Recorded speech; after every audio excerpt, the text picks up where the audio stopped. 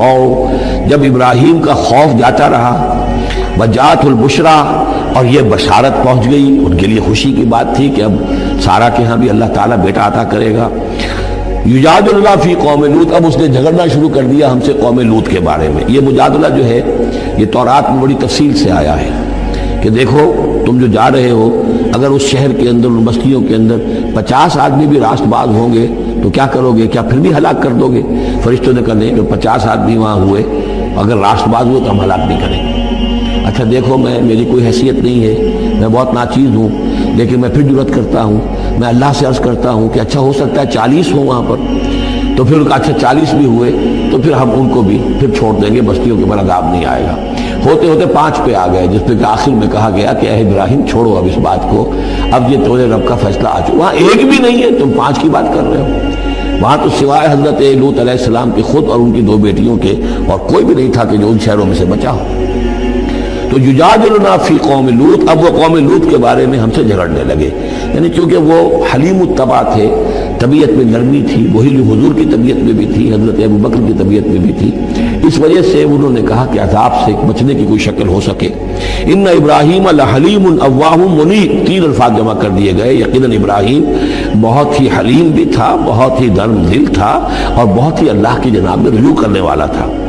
یا ابراہیم عارضا ھذا، تو اب کہا گیا ان سے کہ ابراہیم اب چھوڑیے، اب اس بات سے آپ ذرا قطع تعلق کیجئے۔ انہ قد جاء امر ربک، یہ تو اب آپ کے رب کا فیصلہ آ چکا ہے۔ وَإِنَّهُمْ آتِيهِمْ عَذَابٌ غَيْرُ مَرْدُودٌ، اب ان پر وہ عذاب آ کر ہی رہے گا جسے لوٹایا نہیں جا سکے گا۔ وَلَمَّا جَاءَتْ رُسُلُنَا لُوطًا سِیءَ بِهِمْ وَضَاقَ بِهِمْ ذَرْعًا، تو جب آئے ہمارے یہ فرشتادے بھیجے ہوئے، ہمارے یہ پیغامبر، یہ فرشتے لوط کے پاس، سِیءَ بِهِمْ، تو وہاں پر یہ بھیجے گئے تھے بہت خوبصورت لڑکوں کی شکل میں،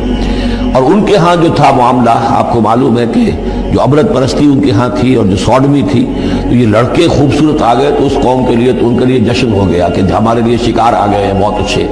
لوط کے ہاں بڑے عمدہ شکار پہنچے ہیں، لہذا وہ سب غول کے غول اب آ رہے ہیں، حضرت لوط علیہ السلام کے گھر پر چڑھائی کر رہے ہیں۔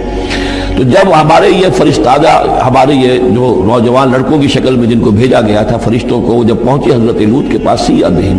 وہ ان کو دیکھ کر بہت غمگین ہوا کہ یہ بڑا میرے لیے، وضاق بہم ذرعا، ان کا دل بڑا تنگ ہوا، وقال ھذا یوم عصیب، اور انہوں نے کہا میرے لیے بڑا سختی کا دن آ گیا ہے، میرے پاس اتنی طاقت نہیں ہے کہ میں ان بدبختوں کا مقابلہ کر سکوں،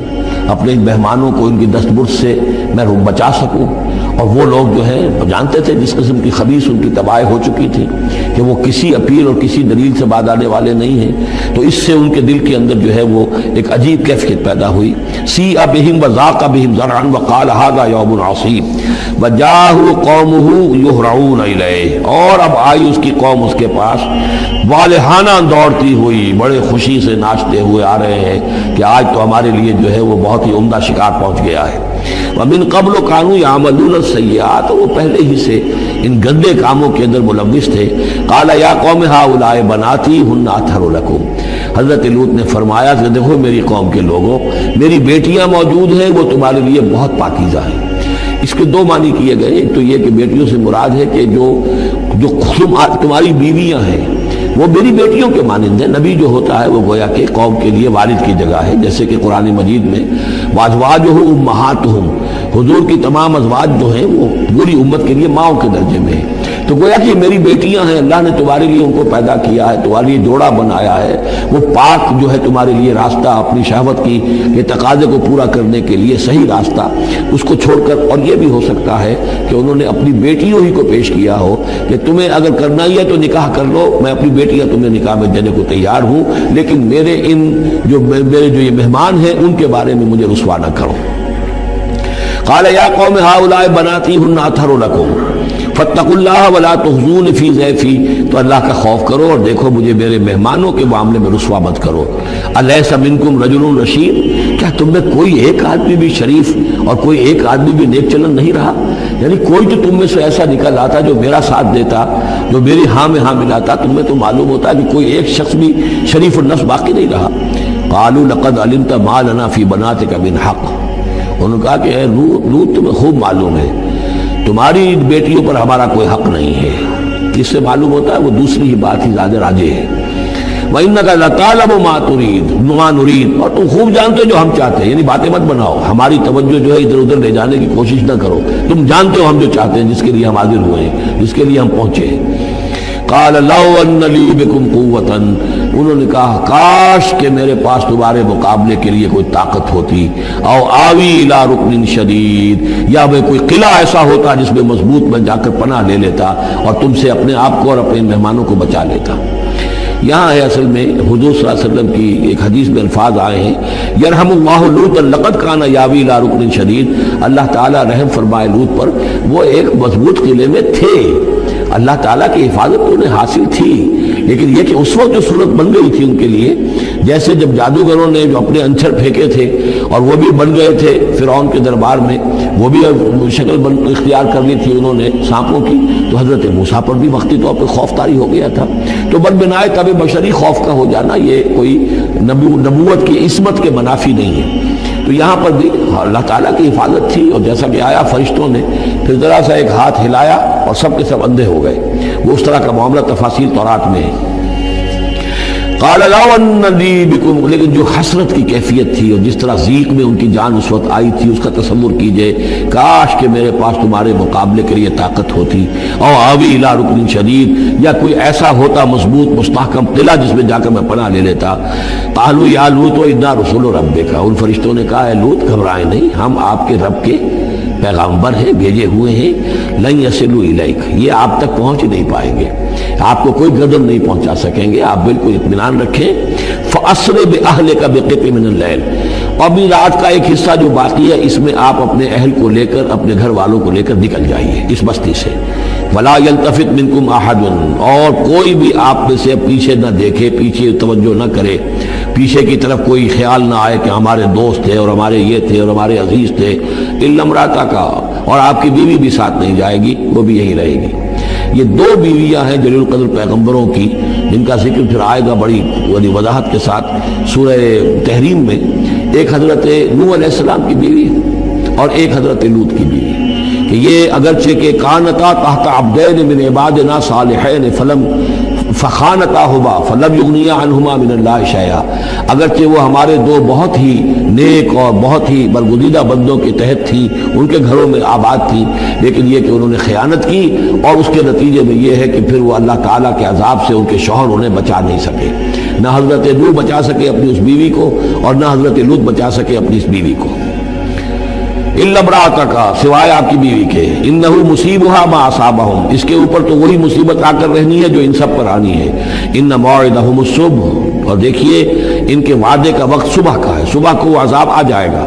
الیس الصبح بقریب، کیا صبح قریب نہیں ہے؟ یعنی اب جلدی کیجئے، اب آپ فوری طور پر یہاں سے اپنی بچیوں کو لے کر نکل جائیے۔ فلما جاء امرنا جعلنا عالیہا سافلہا، جب ہمارا حکم آ پہنچا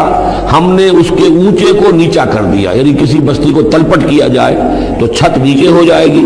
اور جو بنیادیں اوپر آ جائیں گی، عالیہا سافلہا، الٹ کر رکھ دیا بستیوں کو۔ وامطرنا علیہا حجارۃ من سجیل، اور مزید ان کے اوپر ہم نے بارش برسائی کنکروں کی، پتھروں کی، یعنی یہ کہ ایک طرف تو یہ کہ کچھ زلزلہ آیا یا کچھ اور زمین میں دھماکہ ہوا، ایکسپلوژن ہوا جس سے وہ بستیاں الٹ گئیں، اور اس کے بعد یہ ہے کہ آسمان سے پھر بارش ہوئی ہے ان پر سجیل۔ یہ سجیل اصل میں فارسی کا لفظ ہے سنگ گل، سنگ گل یعنی یہ کہ مٹی جو ہے اگر کسی صحرا کے اندر تھوڑی سی پھوار پڑے اور زیادہ تیز بارش نہ ہو تو وہ ہر قطرے کے ساتھ تھوڑی سی مٹی مل کر وہ ایک چھوٹا سا دانہ بنتا ہے، اور وہ پھر دھوپ جب پڑتی ہے تو وہ پھر پک جاتا ہے، جیسے کہ کہیں آپ اینٹیں پکاتے ہیں اپنے بھٹیوں کے اندر، یہ پھر کہلاتی ہے سنگ گل، یعنی یہ پتھر تو ہے لیکن یہ پتھر نہیں ہے، یہ مٹی کے بنے ہوئے پتھر ہیں، کنکر ہیں۔ ان کنکروں کی بارش ہوئی جس کے اندر کہ اس کو بالکل دفن کر دیا گیا ان دونوں شہروں کو۔ منضود، تہ برتہ وہ جو بارش ہو رہی تھی کنکروں کی تہ برتہ، مسومۃ عند ربک، اور وہ نشان زد تھے تیرے رب کی طرف سے، یعنی ہر ایک کے لیے معلوم تھا کہ کس کو کون سا پتھر لگنا ہے اور کون سا جو شخص ہے اس کی ہلاکت کس کے ذریعے سے ہونی ہے۔ وما ہی من الظالمین ببعید، اور یہ ان ظالموں سے کچھ زیادہ دور نہیں ہے، یعنی جو مشرکین مکہ ہیں، جو قریش ہیں اور عرب کے جو مشرک ہیں، ان سے یہ بستیاں کوئی دور تو نہیں ہیں، اس لیے کہ یہ جب جاتے تھے فلسطین کی طرف اپنے قافلے لے کر تو یہاں سے گزرتے تھے۔ قوم سمود کا مسکن بھی ان کے راستے میں آتے تھے، قوم مدین کا علاقہ بھی ان کے راستے میں آتا تھا، پھر یہ عمورہ اور صدوم کی بستیوں کے جو ہے یہ بھی کچھ ان کے جو آثار باقی رہ گئے تھے وہ بھی آتے تھے۔ وَلُوطًا، اور ہم نے بھیجا تھا لوط کو، اذ قال لقومہ، جبکہ انہوں نے کہا تھا اپنی قوم سے، اتاتون الفاحشۃ وانتم تبصرون، کیا تم دیکھتے ہوئے فحش کا حرکت کا ارتکاب کرتے ہو؟ یعنی یہ بھی معلوم ہوتا ہے کہ ان کے ہاں یہ مسئلہ اس درجے گندگی کو پہنچ گیا تھا کہ علی الاعلان مجلس کے اندر یہ حرکتیں کرتے تھے۔ اِنَّکُمْ لَتَأْتُونَ الرِّجَالَ شَهْوَةً فِي دُونِ النِّسَاءِ، کیا تم مردوں کی طرف کا رخ کرتے ہو شہوت کے ساتھ عورتوں کو چھوڑ کر؟ بل انتم قوم تجہلون، لیکن تم تو واقعۃ یہ کہ بہت ہی جہالت میں مبتلا ہو چکے ہو۔ فما کان جواب قومہ، تو نہیں تھا اس کی قوم کا جواب، الا ان قالوا، مگر یہ کہ انہوں نے کہا، اخرجوا آل لوط من قریتکم، نکال باہر کرو لوط والوں کو، لوط کے گھر والوں کو اپنے شہر سے، انہم اناس یتطہرون، یہ تو بڑے پاک باز لوگ ہیں، بڑے طہارت اور بڑی پاکیزگی رکھنے والے لوگ ہیں۔ فانجیناہ واہلہ، تو ہم نے نجات دی اس کو اور اس کے گھر والوں کو، الا امرأتہ، سوائے اس کی بیوی کے، قدرناہا من الغابرین، یہ ہم نے مقرر کر دیا تھا کہ وہ پیچھے رہنے والوں میں ہوگی۔ وَأَمْطَرْنَا عَلَيْهِمْ مَطَرًا، اور ہم نے ان پر ایک بارش برسائی، فَسَاءَ مَطَرُ الْمُنذَرِينَ، تو بہت ہی بری بارش تھی وہ کہ جو ان لوگوں پر برسائی گئی کہ جن کو خبردار کر دیا گیا تھا۔